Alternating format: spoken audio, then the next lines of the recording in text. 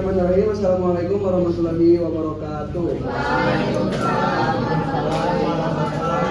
Selamat sore teman-teman. Izinkan kami dari kelompok 6 mempresentasikan tugas makalah kami yang berjudul Public Speaking. Dosen pengampu Bapak Ernest Sumantri, SPD, MPom, MPD. Lanjut di sini ada anggota kelompok kami. Yang pertama ada saya, Rizky Farudin dengan NPM 2024 32500 319. Saya Zairi Daulah dengan NPM 2024 32500 348. Saya Farhan Adiri Maulana NPM 2024 320 0352. NPM 2024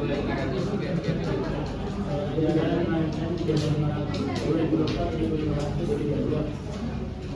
Oke, yang di sini pertama ada outline ya teman-teman.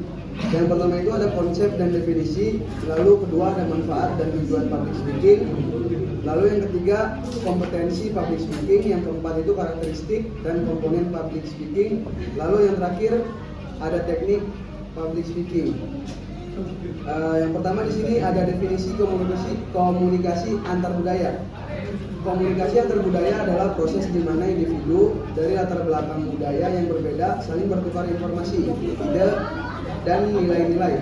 Ini melibatkan pemahaman dan menghormati perbedaan-perbedaan budaya untuk mencapai komunikasi yang efektif. Misalnya, cara seseorang menyapa atau menunjukkan rasa hormat bisa berbeda dari satu budaya ke budaya yang lain. Dan pemahaman tentang perbedaan ini adalah kunci untuk berkomunikasi dengan sukses. Selanjutnya di sini ada manfaat dan tujuan public speaking. Manfaat public speaking banyak banget. Salah satunya bisa meningkatkan rasa percaya diri. Selain itu juga bisa memperbaiki keterampilan komunikasi yang sangat berguna di banyak aspek kehidupan. Terus ada selanjutnya untuk tujuannya, public speaking bertujuan untuk menyampaikan informasi, menginspirasi atau memotivasi audiens, serta menghibur dengan menjadi pembicara yang baik. Kamu bisa mempengaruhi dan memberikan dampak positif pada orang lain. Soalnya siapa sih yang nggak mau menjadi inspirasi buat orang lain kan? Selanjutnya ada kompetensi public speaking. Menguasai public speaking melibatkan beberapa kompetensi utama, seperti ada kemampuan komunikasi, percaya diri, keterampilan persiapan, keterampilan interaksi, pengelolaan waktu.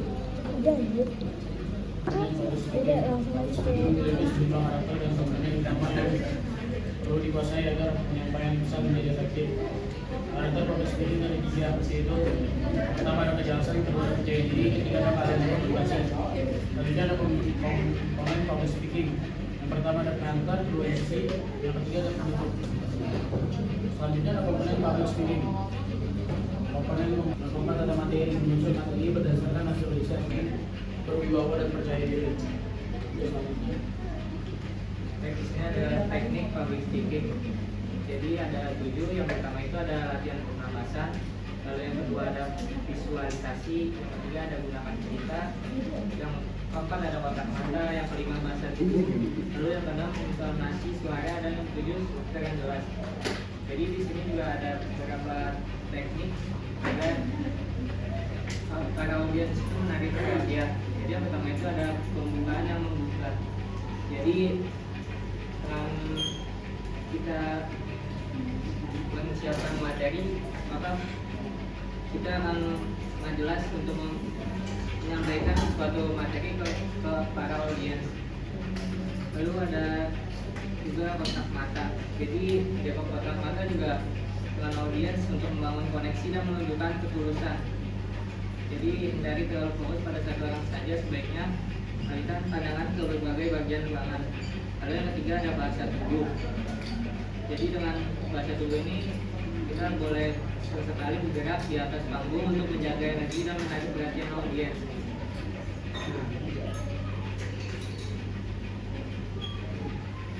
Yang keempat ada intonasi suara. Jadi dengan suara yang lebih jelas,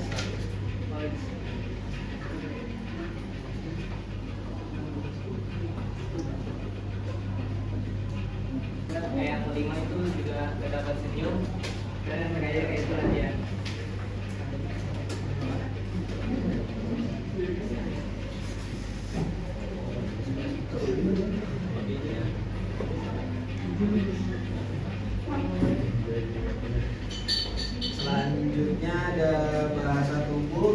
dalam public speaking. Yang pertama, bahasa tubuh memainkan peran penting dalam public speaking. Berikut beberapa teknik yang bisa kamu gunakan untuk meningkatkan presentasimu. Yang pertama ada postur. Berdiri tegak dengan bahu yang rileks menunjukkan kepercayaan diri. Hindari postur yang membungkuk atau terlalu kaku. Yang kedua ada gestur tangan. Gestur tangan menggunakan gerakan tangan untuk menekankan poin-poin penting. Gestur yang alami bisa membantu audiens memahami pesan dengan lebih baik. Yang ketiga ada ekspresi wajah. Ekspresimu harus sesuai dengan apa yang kamu sampaikan. Senyum, anggukan atau ekspresi serius bisa menambah keefektifan pesanmu. Yang keempat ada kontak mata. Jaga kontak mata dengan audiens untuk membangun koneksi dan menunjukkan ketulusan. Hindari terlalu fokus pada satu orang saja. Sebaiknya alihkan pandangan ke berbagai bagian ruangan. Yang kelima ada gerakan tubuh. Sesekali bergeraklah di atas panggung untuk menjaga energi dan menarik perhatian audiens. Hati-hati jangan sampai terlalu banyak bergerak karena bisa mengganggu fokus mereka. Dan yang terakhir ada teknik public speaking. Yang pertama ada persiapan matang. Pastikan kamu benar-benar menguasai materi yang akan disampaikan. Persiapan yang baik membuatmu lebih siap menghadapi audiens. Yang kedua ada latihan berulang. Latihlah presentasimu berkali-kali. Cobalah di depan cermin atau rekam dirimu sendiri agar bisa melihat apa yang perlu diperbaiki. Yang ketiga ada fokus pada pesan. Alihkan fokus dari rasa takut akan penampilanmu ke bagaimana cara menyampaikan pesan secara efektif kepada audiens. Yang keempat ada visualisasi positif. Bayangkan dirimu tampil dengan sukses di depan audiens. Visualisasi positif bisa sangat membantu mengurangi kecemasan. Yang kelima ada bernapas dalam-dalam. Teknik pernapasan dalam bisa membantu menenangkan saraf dan menjaga suara tetap stabil. Dan yang terakhir ada terima feedback. Mintalah feedback dari teman atau mentor. Ini bisa memberikan perspektif baru dan membantu memperbaiki penampilanmu. Baik, kita buka 2 sesi pertanyaan ya. Yang pertama buat 3 orang yang mau bertanya. Tanya. Kan itu ada cara-cara public speaking. Nah, aku ingin bertanya kepada kalian, apakah kalian sudah menerapkan cara-cara public speaking yang kalian presentasikan tadi? Teman-teman lihat juga kita belum bisa menerapkan apa yang kita presentasikan juga. Kita juga mungkin belum terlalu menguasai ya apa yang kita presentasikan. Jadi, waalaikumsalam. Strategi apa untuk mengatasi rasa gugup di saat melakukan public speaking di depan panggung?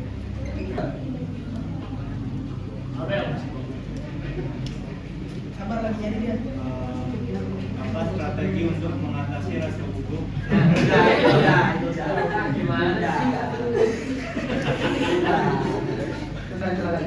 Berapa pengaruh introvert untuk public speaking?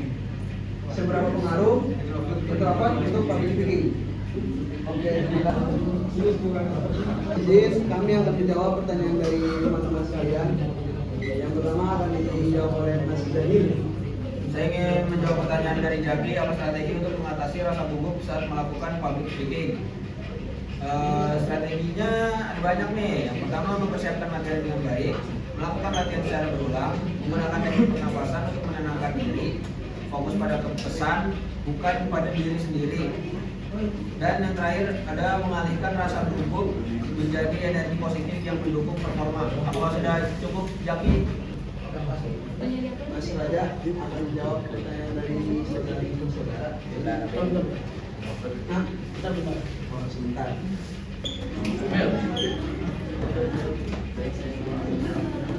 Baik, saya akan menjawab pertanyaan Beru. Saya pertanyaannya, seberapa pengaruh introvert dalam public speaking? Jadi, keberbedaan introvert dapat mempengaruhi public speaking yang baik dalam bentuk tantangan maupun kelebihan. Tantangannya tuh ada kayak pertama ada kecenderungan canggung di depan umum, terus dia juga sering merasa tidak nyaman menjadi pusat perhatian, terus yang dapat memicu rasa gugup atau kurang percaya diri saat berbicara di depan banyak orang. Yang kedua ada kurangnya ekspresi spontan, karena tuh dia kayak biasanya lebih reflektif, mereka cenderung berpikir dulu sebelum berbicara, yang bisa membuat mereka terlihat kurang spontan atau kurang energi dibanding ekstrovert.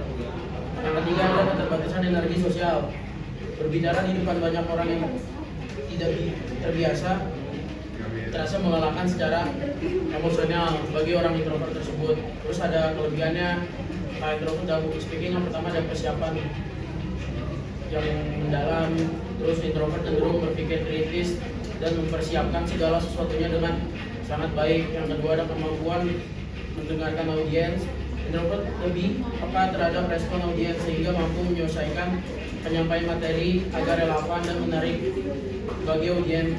Yang ketiga ada penyampaian yang reflektif dan bermakna, karena sifat reflektif introvert sering memberikan isi presentasi yang mendalam, fokus dan berkualitas yang dapat meninggalkan kesan buat pada audiens.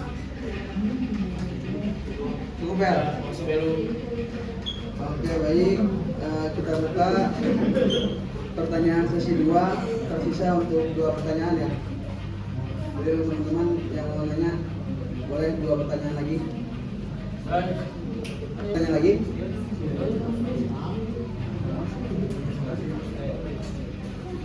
Ya, saya hitung sampai 10.